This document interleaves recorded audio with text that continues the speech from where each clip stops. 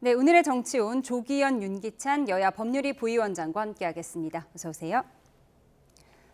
김건희 씨가 조금 전 오후 2시쯤부터 구속된 이후 세 번째 조사를 받고 있습니다. 최근 구치소 접견에서 내가 죽어야 남편의 살 길이 열리지 않을까라고 했다는 심평 변호사의 전언에 후폭풍이 거센데요. 다만 심평 변호사 인터뷰 내용에 대해 김건희 씨 변호인단은 왜곡된 부분이 있다고 밝혀낸 점도 미리 알려드립니다. 영상 보고 오시죠.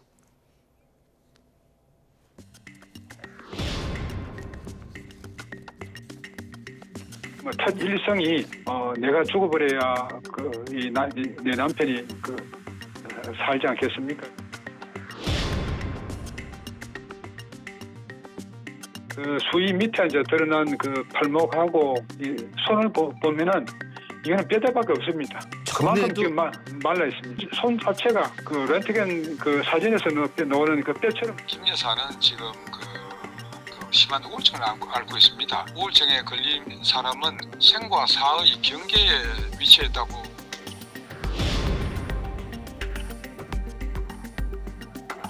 오죽했으면 우리가 그 남편이 그 계엄을 했겠습니까?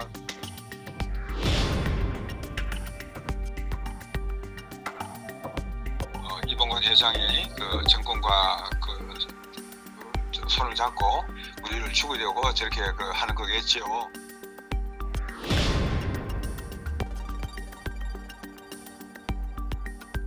남편이 끝까지 버텨달라는 말을 꼭 좀 전해달라고 하시고, 선생님 생각하기에 이재명 대통령의 가장 큰 장점이 뭐라고 생각합니까? 그래서 제가 이 대통령은 무엇보다도 사람을 키울 줄 아는 분이다. 이것을 남편에게 다음에 가시거든 꼭 좀 전해달라. 그래서 몇 번이나 신신당부를 합니다.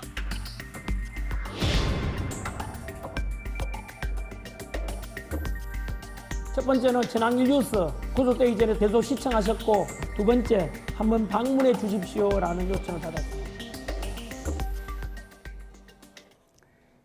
네, 앞서 전해드린 대로 이 영상은 심평 변호사의 전언을 토대로 구성하였고요. 김건희 씨 변호인단은 사실과 다른 부분도 있다고 전해왔습니다. 네, 저혈압 등을 이유로 어제 예정된 조사에는 응하지 않았는데 오늘 이제 3차 조사를 받고 있습니다. 오늘도 진술 거부권을 행사하고 있는 거죠? 그렇게 알려지고 있습니다. 예상했던 바죠. 김건희 씨 같은 경우에 최초 조사 이후에 본인의 진술이 번번이 이 특검의 다른 증거에 의해서 반박되고 있다는 걸 확인했기 때문에 일단 수사에 협조하는 듯한 태도는 보이고 있지만 진술할수록 향후 이제 공판 과정에서 불리한 증거로 갈 가능성이 매우 많기 때문에 특검에서 어디까지 확인이 되고 수사가 됐는지를 확인하는 차원에서 또 이후에 혹시라도 구속을 면할 수 있는 보석이라든가 신청에 대비해서 수사에 협조는 하지만 적극적으로 부인하거나 답변하는 방식으로는 하지 않을 것으로 보이고, 이제 간간히 전면적인 진술 거부권은 아니고 특별히 이 지금 관련된 사건들이 윤석열 전 대통령과의 관계, 그러니까 공무원의 지위라는 신분을 필요로 하는 범죄와 관련해서는 일단 부인하는 취지의 간단한 답변은 하고 있는 것으로 보입니다. 앞으로도 이제 이런 방식으로 수사에 응하지 않을까 싶습니다. 예, 심평 변호사의 전언을 토대로 이제 영상을 재구성했는데 이 말들이 좀 사실이라면 이재명 대통령의 장점이 뭐냐고 물어봤고 사람을 잘 키우는 사람이다 대답을 했더니 이 내용을 윤 전 대통령에게 꼭 좀 전해달라고 했다고 합니다. 이 부분 어떻게 보셨어요? 글쎄요, 맥락이 없어 보여서 저는 사실은 이제 저 심평 변호사의 전언을 듣고 이게 심평 변호사에게 여러 가지 얘기를 하게 되면 김건희 여사 입장에서 보면 심평 변호사가 이게 밖에 나가서 언론과 인터뷰를 할 것이다. 일단 용인 내지 예상을 했을 거라고 생각을 하는데, 그럼에도 불구하고 사실 수사 중이잖아요. 그러니까 수사 중인 사람이 여러 방면에 관해서 다양한 얘기를 하게 되면 여러 가지 또 안 좋은 뉘앙스의 영향도 주거든요. 여유가 있어 보이기도 하고, 그다음에 이 수사에 대해서 진정성이 없어 보이기도 하고, 이렇기 때문에 일반적인 정치인이라면 그럴 수 있는데 김 여사의 경우에는 정치인이라고 평가받고 있지 않기 때문에 건강 상태 이런 부분은 상관이 없지만 지금 이 전언을 통해서 윤 전 대통령에게 뭐 얘기해달라 이런 측면들 예. 이런 건 사실 부적절해 보이는데 어쨌든 그러나 의미 자체는 이제 윤 전 대통령 입장에서 보면 현재 정체되어 있는 상황으로 보지 말고 정치적 환경이라는 것은 변할 수 있다라는 취지로 보여져요. 예. 그런데 국민의힘의 관련자들에 대한 국민적 기대가 더 커질 수도 있는 거고 그러면 정권을 저희가 찾아올 수도 있는 부분도 없지 않아 있는 것이고 그리고 이재명 대통령이 하고 있는 이 사면처럼 사실은 기준 없는 사면이 아닐지라도 언젠가는 사면 논의의 대상이 될 수도 있고 이런 정치 환경 변화에 따라서 윤석열 대통령에 대한 사법적인 그 이후의 처리가 달라질 수 있다라는 점에 대한 이 희망을 가져라 이런 취지가 아닌가 싶습니다. 그리고 그래서 현재 정해놓고 하는 재판 같고 수사 같지만 어쨌든 상황이 변경이 되면 달리 평가받을 수 있기 때문에 이제 힘을 내라, 포기하지 마라 뭐 이런 취지의 얘기가 곁들여진 게 아닌가 이런 생각을 합니다. 예, 이렇게 김건희 씨가 최근 구치소에 찾아온 면회자에게 밝힌 여러 발언들이 여과 없이 전해지면서 민주당에서는 대국민 심리전이라는 등 비판의 목소리가 높아지고 있는데요. 직접 들어보시죠. 김건희의 심파극 순해보는 국민 감동이 없습니다. 내가 우울증이다. 밥을 못 먹는다. 저도 구치소에서 3년 살았어요. 밥 못 먹어요. 처음에 가서는. 갑자기 수뇌부로 빠지는데 이 양반들이 그 악행을 저질러 놓고요. 이 말도 안 되는 부부 국정농단 상황을 만들어 놓고 또 내란 상황을 만들어 놓고도 자기 살 길을 궁리하고 있구나 하는 생각이 정치적인 그 탈출구를 생각하고 있나? 네, 박지원 민주당 의원은 김건희의 심파극은 감동도 없다 이렇게 비판을 했습니다. 민주당 의원들 다 비슷한 목소리를 내고 있는데 앞서 이제 이재명 대통령의 장점을 윤 전 대통령에게 꼭 좀 전달해달라. 그 미래를 좀 생각하는 것 같다. 정치적인 미래를 생각하는 것 같다라는 분석도 나와요. 어떻게 보십니까? 그 심평 교수가 전언을 할 때 일단 들어가자마자 대뜸 내가 죽어야 남편이 살 길이 열릴까라고 얘기했다고 합니다. 근데 그 전제는 뭐냐면 김건희 여사가 지금 극도의 우울증에 걸려 있는 상태여서 일종의 좀 위안을 하고 이런 분위기였다고 하는데 실제 심평 변호사가 전한 내용들을 보면 이분이 심한 우울증에 걸려 있는 분이 맞나라는 생각이 듭니다. 매우 정치적으로 계산된 발언들을 한 것으로 보이고요. 그 내용이 심평 변호사에게 얘기를 했다고 하면 외부로 전파될 거라는 건 당연히 전제했을 겁니다. 그렇다고 보면 하나하나의 메시지에 대해서 특별한 의미를 담아서 한 것으로 보이고요. 보면 뭐 한동훈 대표에 대해서도 얘기했고 이재명 대통령에 대해서도 또 언급을 합니다. 그리고 이봉관 회장, 그러니까 서희건설 회장과 관련된 얘기도 하고 고 장제원 그 의원의 그 정권 초기 인사와 관련된 얘기도 합니다. 마치 지금 매우 정치적인 어떤 권한을 갖고 영향력을 행사하는 지위에 있는 사람들의 대화처럼 들리는 얘기거든요. 그러니까 너무 비현실적인 대화를 하고 있는 것으로 보여져서 이게 과연 어떤 메시지로서만의 단순한 의도, 그러니까 이런 메시지를 통해서 지지자들에게 또 아니면 윤석열 전 대통령에게 어떤 효과를 내기 위한 메시지의 의미가 한편에 있는 반면에 실제 아직도 이 김건희 씨는 지금의 현실에 대해서 제대로 판단하지 못하고 있는 것 같다. 본인이 구속된 이 상황과 향후 받게 될 수사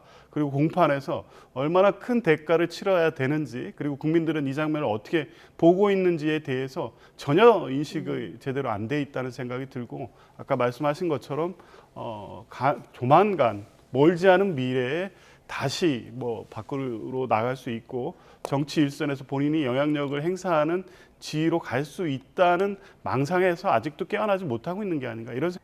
네, 저희는 두 분과의 전국 대담 이어가도록 하겠습니다. 심평 변호사는 당시 접견에서 김건희 씨가 한동훈 전 국민의힘 대표를 원망하기도 했다고 전했는데요. 김건희 씨 변호인단은 김 씨가 한 말이 아니라고 부인하면서 진실 공방으로 번지고 있습니다. 정리해 보겠습니다. 한동훈 전 대표를 향해서 배신하지 않았더라면 그의 앞길에는 무한한 영광이 기다리고 있을 것 아니냐 이런. 지가 배신을 하지 않았으면은 무엇이든 지가 다 차지할 수 있었지 않겠나. 윤석열 대통령에 대해서 어떤 이 배반의 마음을 가진 그 궁정 쿠데타를 계획하고 실행했다고 저는 보고 있고.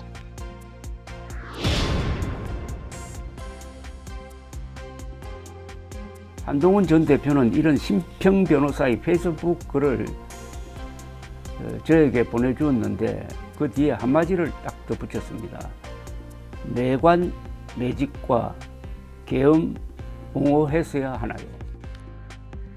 아, 이분이 아직도 정신을 전혀 못 차리고 있구나. 불법 비상계엄한 사람을 편을 들어서 같이 갔으면 아마 무기징역에 무한한 무기징역이 있었겠죠. 영광이라는 단어의 뜻을 이해를 못하는 분인 것 같고요. 그러니까 무한한 영광을 누리려고 대통령을 한 겁니까? 국가와 국민을 위하는 자리고요. 국가와 국민을 위한 무한한 희생을 하는 자리입니다. 네, 김건희 씨 전원이 논란이 되는 가운데 변호인단은 김건희 씨가 한 발언이 아니라고 입장문을 냈습니다. 눈에 초점조차 없고 힘이 빠진 상태에서 오랜 발언을 이어갈 수 없는 분에게 심평 변호사가 자신의 정치적 언서를 덧붙이는 부도덕한 행위를 하고 있다고 밝히면서 진실 공방으로 이어지고 있습니다. 네, 이렇게 진실 공방으로 번지고 있는데 김건희 씨가 거짓말을 하는 걸까요? 심평 변호사가 거짓말을 하는 걸까요? 일단 이게 구치소에 만약에 면회실이었다면 이게 다 녹음이 되고 있거든요. 그렇기 때문에 이 말을 하는 데 있어서 약간 어떤 경계를 하면서 말을 한단 말이죠. 근데 지금 심평 변호사가 하는 말들은 어떤 본인이 원하는 말을 이슈를 던져놓고 이제 반응을 보거나 뭐 이런 식이 아니었나라는 생각이 들어요. 예컨대 조국 전 장관은 왜 사면이 됐겠냐 이렇게 물어보니까 뭐 예를 들면은 이재명 대통령이 후계자를 키우는 면이겠죠. 뭐 그러면 그런 면들은 이재명 대통령의 장점이다. 뭐 이렇게 이어지지 않았겠어요?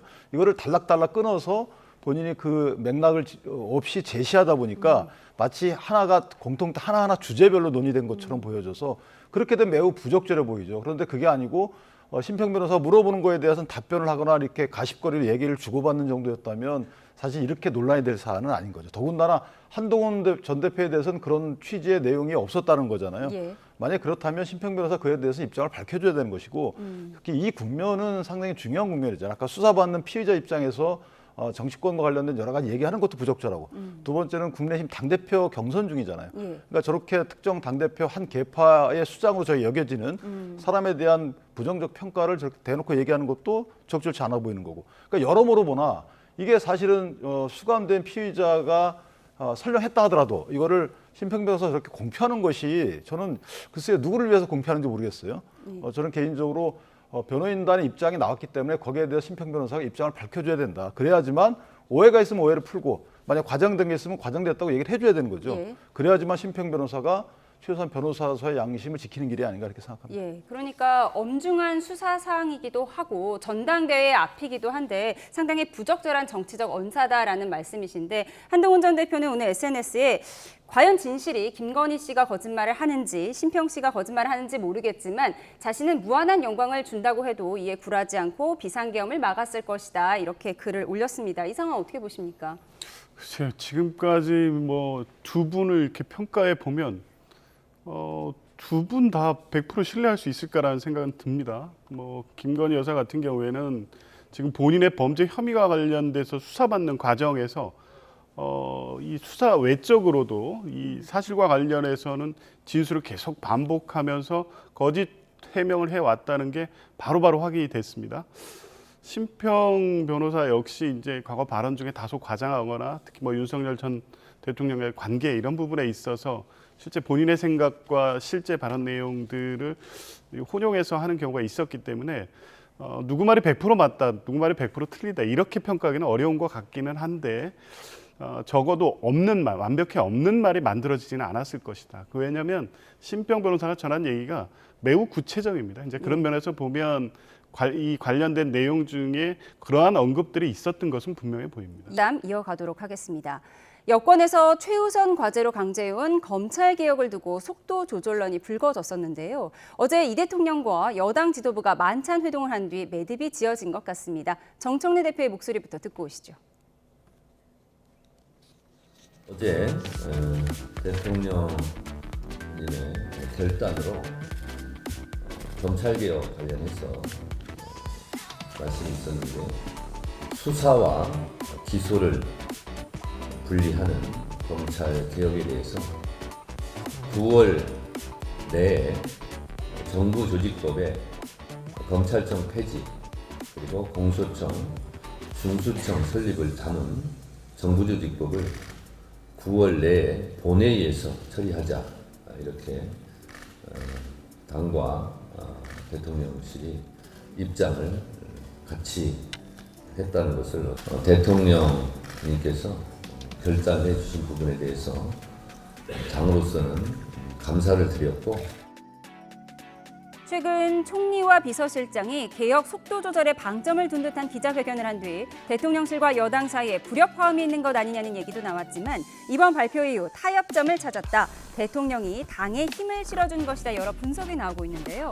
어제 정청래 대표가 올린 경주를 방문했다 찍은 바로 이 사진도 눈길을 끌고 있습니다. 네. 추석 전 완수를 목표로 속도를 내겠다는 여당 대표와 신중하게 개혁해야 한다는 대통령실과 정부 사이에 엇박자가 나는 것 아니냐. 어제 이런 분석도 나왔는데 어제 만찬 이후에는 이제 매듭이 확실히 지어진 건가요? 그렇죠. 근데 이게 뭐 엇박자라는 분석이 있긴 했는데 사실은 그렇지는 않습니다. 이재명 대통령이 취임 그 첫 기자회견에서 추석 전 제도 얼개 마련하겠다. 그러니까 입법안을 준비하겠다는 거였고 국회가 결단할 문제라고 했습니다. 죄송합니다. 그렇기 때문에 이제 그 내용에 대해서 그 당과 정부가 갖고 있는 입장을 확인하고 구체적인 어떤 입법 과정에 대한 논의를 진행했기 때문에 그 부분에서 각자 이제 그 생각하는 부분을 어제 만찬을 통해서 정리했다. 그러니까 다른 얘기를 하던 것이 어제 봉합되고 뭐 그로써 이제 정리된 건 아니고 같은 방향과 같은 이 내용으로 또 가급적 빨리 신속히 추진한다는 원칙적 입장은 같이 하고 있었지만 그걸 구체화한 합의를 어제 한 것이다. 이렇게 보시면 될 것 같습니다. 추석 전에 전광석화처럼 개혁을 완수하겠다. 이 부분은 정청래 대표의 목소리였어요. 이 추석 전이라는 것에 대해서 일단 기본 법안만 정리를 하겠다는 걸로 이제 매듭이 지어진 것 같은데 어제 정청래 대표가 올린 저 금관 사진 어떻게 보셨습니까? 그래서 뭐 누가 보더라도 만약에 저게 언론에서 찍어서 올린 거라면 몰라도 본인이 만약 올린 거라면 그 찍은 주체가 언론이 아니라면 메시지가 들어있는 사진이겠죠. 그 메시지는 뭐 대통령을 이겨먹었다 이거 아닌가 싶기도 하고 저는 개인적으로 이 검경 수사권 조정 또는 뭐 검찰의 기소청, 공수청 이렇게 분리 이런 부분은 저렇게 정광석화를 할 일은 아닌 거죠. 오죽하면 대통령과 비서실장이 속도 조절론으로 평가되는 얘기를 했겠어요. 왜 그러냐면 이게 국민의 사법 서비스와 관련된 거기 때문에 본인들의 뭐 그 정청래 대표가 본인이 혼자 결단해야 될 일이 아닌 거예요. 자, 먼저 9월 이전에 이걸 하겠다는 거잖아요. 검찰청법을 폐지하는 검찰청을 폐지하는 정부 조직법을 개정하겠다는 겁니다. 그럼 검찰청이 없어져요. 그럼 그 사이에 국민이 겪는 사법 서비스적 결핍 이거 어떻게 할 거죠? 이렇게 할 게 아니고 대통령이 얘기한 것처럼 여론을 수렴한 뒤에 얼개를 먼저 짜고 여기에 대해서 뭔가 검증하고 또 뭐 다양한 의견을 받아야 될 거 아니겠어요? 그래서 서비스의 그 없어지는 부분, 국민이 겪는 결핍 상태를 없애야 되는 것인데 마냥 저렇게 하겠다는 그렇게 되면 민주당 입장에서는 돈봉투 사건 수사 끝나겠죠. 그다음에 본인들 칼끝이 본인한테 오는 이런 역사적 되풀이된 사태 없애겠다는 거 아니겠어요? 그래놓고 야당에 대해서는 특검을 또 연장하겠다는 거예요.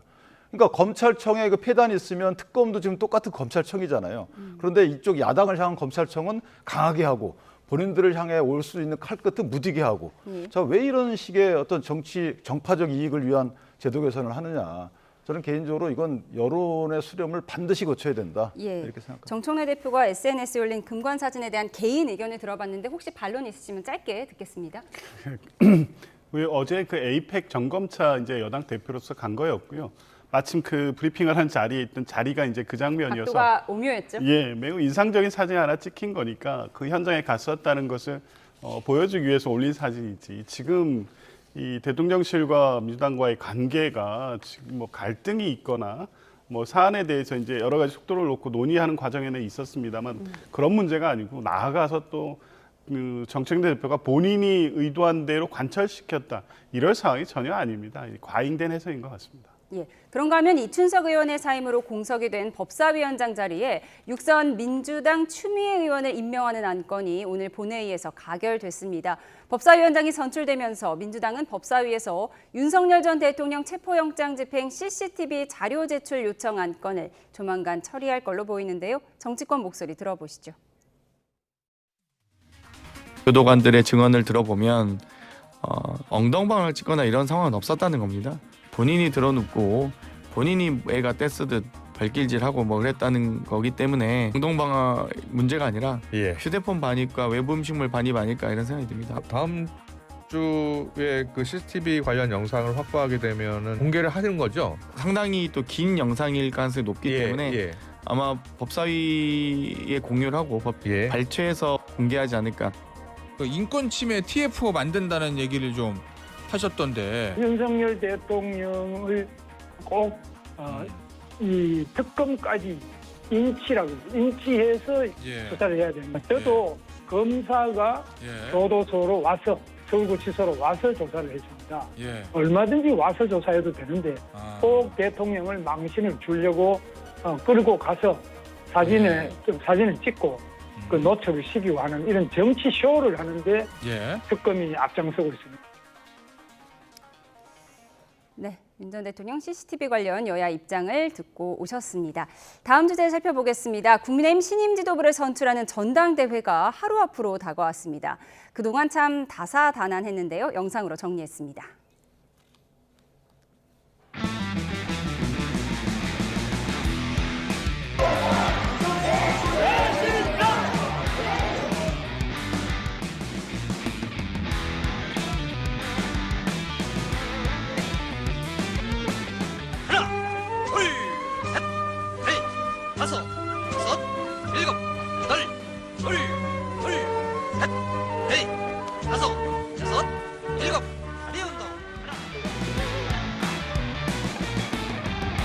지금 여러분이 손가락질하는 전한길 선생, 그 겨울 우리 당을 지키자고 했던 사람들이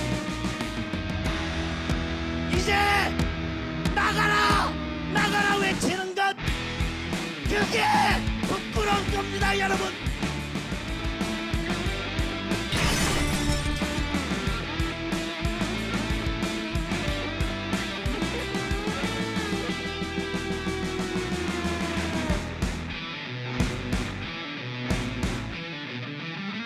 어제 한동훈 인사를 만났는데 장동혁이 당대표가 되면 자기들은 홀당합니다. 저는 김문수 전 장관이 대표가 되지 않을까 이렇게 보지만은 그 대표가 되는 순간 민당입니다. 그런 계획이 있습니까? 뭐 진짜로 신당을 창당합니까? 그런 계획은 0%고요. 한동훈 전 대표가 이제 실질적으로 국민들과 만나고 당원들 직접 만나는 시간들이 훨씬 많아질 겁니다. 밑에서부터의 어떤 변화를 일으키는 그런 역할을 할 것으로 저는 기대합니다.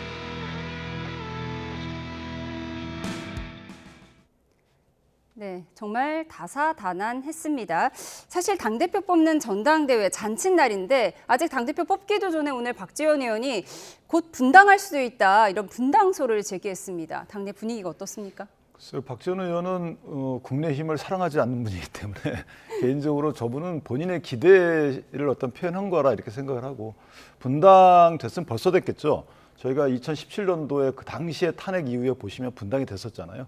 지금은 이제 그런 경험이 오히려 약이 됐다. 그래서 계엄 이후에도 좀 탄핵 이후에도 분당이 됐으면 벌써 됐어야 되는데 안 됐다는 것은 그만큼 치유해 나가고 있다 이렇게 보여지는 것이고요. 또 하나는 제가 늘 비판하듯이 그 개파가 있을 수는 있지만 패권적인 개파 정치가 나가면 안 되는 겁니다. 패권적이라면 당신네들은 나가. 물론 약간 일부 분들이 그런 주장을 하고 있지만 사실은 당대표 선거에서 선명성 부각 차원에서 하는 말이다 이렇게 생각을 하고 당대표가 선출이 되면은 사실은 개파 간의 융합을 통해서 뭐 나눠 먹어도 좋습니다. 어찌됐든 국민적 사랑을 얻기 위해서 좀 더 노력을 할 것이다라는 생각을 하고 저는 개인적으로 박지원 의원님의 저 생각은 본인의 기대의 표현이다 이렇게 생각합니다. 예, 분당 가능성을 제기한 민주당 박지원 의원의 의견은 국민의힘을 사랑하지 않기 때문에 한 발언이었다고 말씀을 하셨어요. 내일 과반 득표자가 나오지 않으면 이제 결선으로 26일로 넘어가게 되는데 그렇다면 1, 2위는 누가 올라갈 거라고 보세요? 뭐 대체적으로 다 예측하는 것 같이 소위 반탄파인 조경태 후보, 장동혁 후보가 가능성이 매우 높아 보입니다. 예, 그리고 저희가 여론조사 결과를 보여드리고 있는데 이렇게 전체 여론조사를 보면 조경태 의원이 지금 앞서고 있고요. 또 국민의힘 지지층만 봤을 때는 장동혁 후보가 앞서고 있고 무당층은 또 김문수 후보가 앞서고 있습니다. 물론 이제 당심이 80%, 여론조사가 20% 합산이 되는데 감안해서 한번 말씀을 해주시죠. 이 전당대회 지금 막판으로 갈수록 오히려 반탄 이 후보들의 결집이 이루어지는 분위기고요. 그러니까 장동혁 후보 같이 아까 그런 격정적인 연설과 국민적 상식으로 볼 때는 왜 저렇게까지 할까 이런 생각이 들지만 저게 지금 전당대회 표심을 잡는데 필요하다고 판단된 거고 효과가 나타나고 있는 것 같습니다. 그러니까 최근 여론조사에서 오히려 장동혁 후보가 앞서가는 여론조사까지 나왔다고 하면 지금 소위 말하는 국민의힘의 구구화 경향이 한층 강해지고 있고 이런 상황을 보면 지금 찬탄파라고 하는 분들이 과연 전당대회 이후에 설 자리가 있겠는가. 그러니까 물리적 분당까지는 모르겠습니다만 실질적으로 당을 같이 하기 어려운 분당 상황은 계속 갈 수밖에 없는 상황이다. 이 부분을 말씀하신 것 같습니다. 예, 내일 전당대회 결과가 어떻게 될지 또 이후에 국민의힘 지형은 어떻게 변화할지 궁금해집니다. 지금까지 정치원 조기현, 윤기찬 여야 법률위 부위원장과 함께했습니다. 고맙습니다.